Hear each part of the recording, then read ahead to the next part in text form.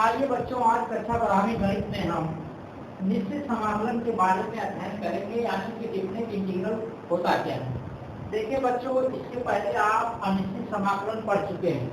अनिश्चित समाकलन में बच्चों आपने पढ़ा है कि जैसे देखिए बच्चों, अगर हम साइन एक्स का डिफरेंशियल करें तो हमको क्या मिलता है, कॉस एक्स। अगर बच्चों dx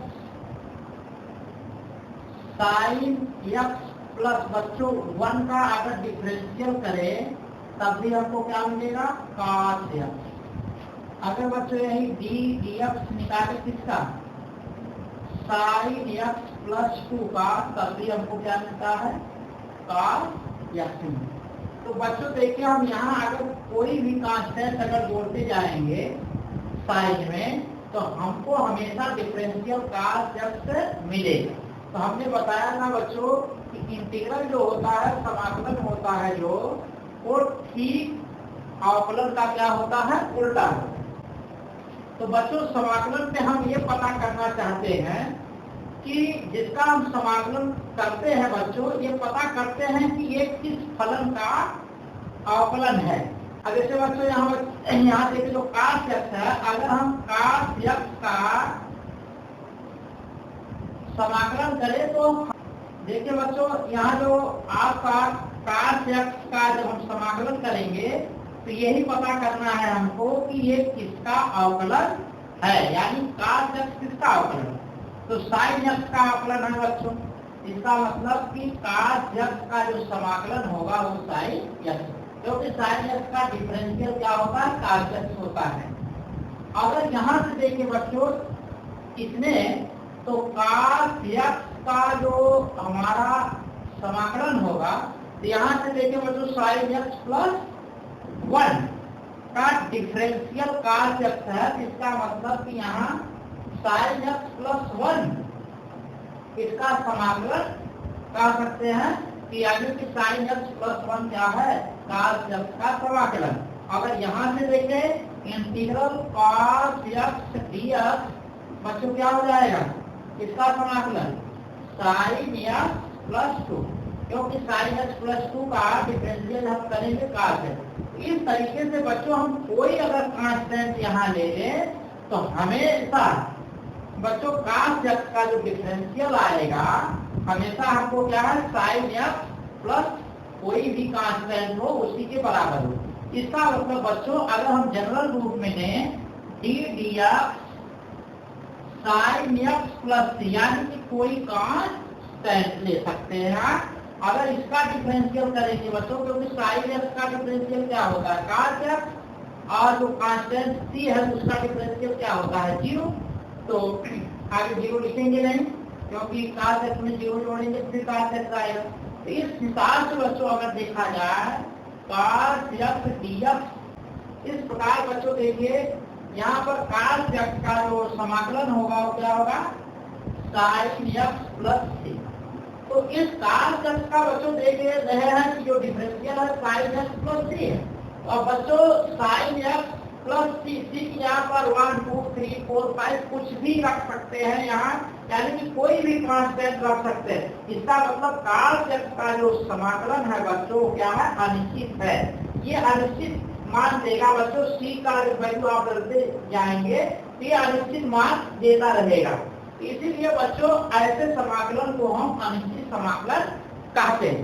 लेकिन बच्चों आज हम जो पढ़ेंगे यहाँ पे वो क्या है, हमारा निश्चित समाकलन। तो बच्चों जो समाकलन होगा वो क्या होगा, निश्चित होगा, यानी कि वो परिवर्तनशील नहीं होगा, यानी कि केवल एक निश्चित वैल्यू होगी जिसको हम अद्वितीय मान कर सकते हैं। जब बच्चों निश्चित है इसका मतलब कि उसका एक निश्चित वैल्यू आएगा, यानी कई वैल्यू नहीं आएंगे। जब कई वैल्यू आएंगी तो बच्चों इसका मतलब वो भी क्या हो जाएगा, अनिश्चित हो जाएगा। इसका मतलब कि निश्चित समाकलन का क्या है, एक अद्वितीय मान होता है। तो देखिए बच्चों आज हम देखेंगे कि निश्चित समाकलन कैसे ज्ञात करते हैं।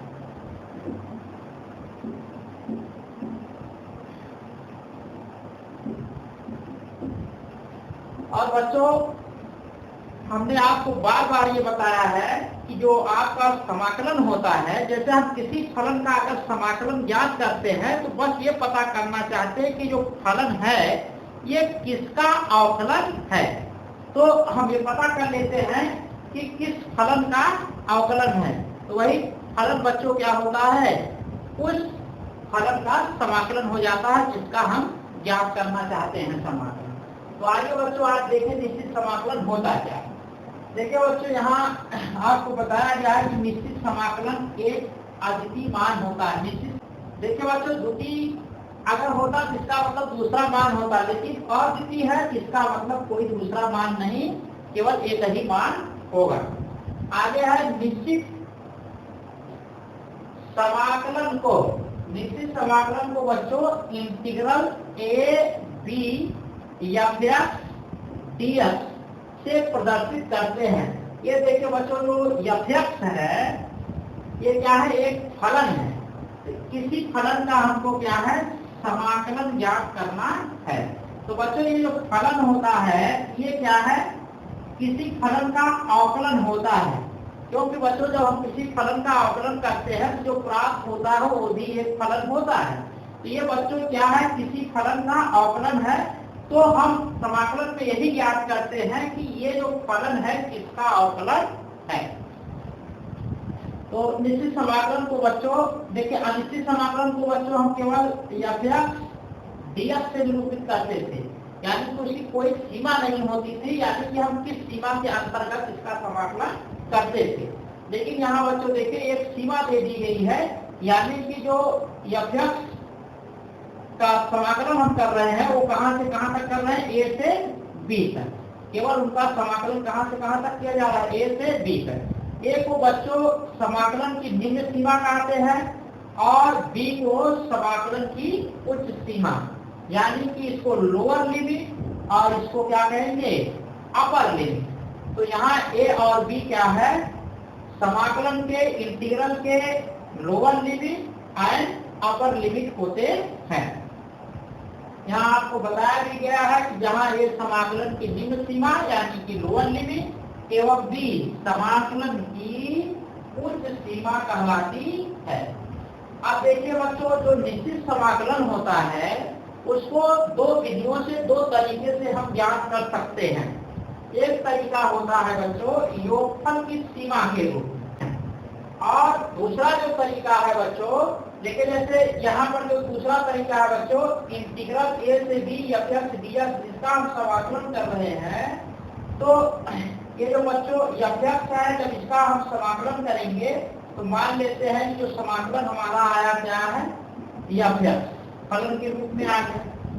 अब यहाँ देखिए लोअर लिमिट लगाएंगे जब समाकलन आ जाएगा, और इसको देखिए बड़े कोष्ठक के अंदर रखते हैं और यहाँ नीचे लोअर लिमिट और ऊपर अब अपर लिमिट रखते हैं। तो फिर देखिए बच्चों ये जो फलन आया है, फलन में जो वेरिएबल बच्चों यक्स आपको दिखाई दे रहा है, अपर लिमिट रख के और लोअर लिमिट को घटा देते हैं। यानी कि जो बच्चों आपका समाकलन आया है अपर लिमिट और लोअर लिमिट का अंतर करने के बाद बच्चों निश्चित समाकलन को हम प्राप्त कर लेते हैं। तो बच्चों निश्चित समाकलन को दो तरीके से हम ज्ञात कर सकते हैं, योगफल की सीमा के रूप में, यानी कि योगफल करके हम समाकलन को ज्ञात कर सकते हैं, और बच्चों फलन की अपर लिमिट और लोअर लिमिट का अंतर करके हम इस निश्चित समाकलन को प्राप्त कर सकते हैं। तो बच्चों आगे हम देखेंगे कि योगफल की सीमा के रूप में हम निश्चित समाकलन को कैसे प्राप्त करते हैं।